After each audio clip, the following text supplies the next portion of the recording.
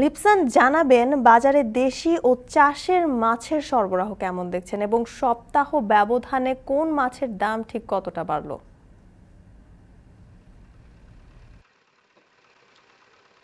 আহ জ্যোতিকা, শুরুতে যদি বলি, যেহেতু হাওড়া জেলা সুনামগঞ্জ, এখানকার যে মাছ সেটা কিন্তু আসলে যেহেতু হাওড়া এলাকা হয়, কিন্তু এখানকার যে দেশীয় প্রজাতির মাছের চাহিদা কিন্তু এখানকার মানুষের একটু বেশি। আমরা যদি বিশেষ করে বলি যে গত 1 মাস ধরে কিন্তু সুনামগঞ্জের যে মাছের বাজারগুলো রয়েছে, সেই মাছের বাজারে কিন্তু আসলে দেশি প্রজাতির যে মাছ সেটা কিন্তু আসলে সংকট দেখা দিয়েছে। ফলে কিন্তু এখানকার যে মানুষরা কিছুটা হতাশ, কারণ তারা গত 1 মাস যাবত কিন্তু বাজারগুলোতে আসলে দেশীয় মাছের দেখতে পাচ্ছে না। বিশেষ করে যদি আমরা চাষের মাছের কথা বলি, সেটাও কিন্তু আসলে কিছুটা সংকট দেখা দিয়েছে, যার ফলে কিন্তু এখানকার যে ব্যবসায়ীরা কিংবা আড়তদাররা রয়েছেন, তারা কিন্তু বিভিন্ন জেলা থেকে কিন্তু আসলে চাষের মাছ মাছ গাড়ি করে কিন্তু আসলে এই বাজারগুলোতে নিয়ে আসেন। আমরা বিশেষ করে যদি আজকে বাজার দর সম্পর্কে বলি, আমরা কিন্তু আজকে সুনামগঞ্জ পৌর শহরে কিচেন মার্কেট, ওয়াইজকালের এই বাজারগুলো আসলে ঘুরে দেখেছি আমরা।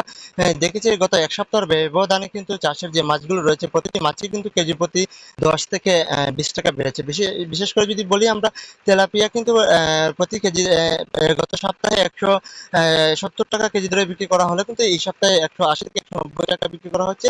পাঙ্গাসের কথা যদি বলি আমরা, সেটা কিন্তু গত সপ্তাহে 170 করে বিক্রি করা হলো, এই সপ্তাহে কিন্তু সেটি 180 থেকে 190। পাশাপাশি অন্যান্য যে মাছগুলো রয়েছে, যেমন কার্পু, রুই, মিরকা সহ যে চাষের মাছগুলো রয়েছে, সেগুলোর দামও কিন্তু আসলে 20 থেকে 30 টাকা বৃদ্ধি পেয়েছে। ফলে কিন্তু এখানকার ব্যবসায়ীরা যেটি বলছেন, যেহেতু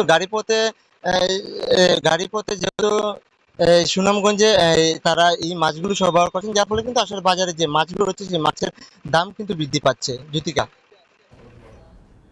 সিলেট ও সুনামগঞ্জ থেকে মাছ ও সবজির দরদাম জানাচ্ছিলেন সহকর্মীরা।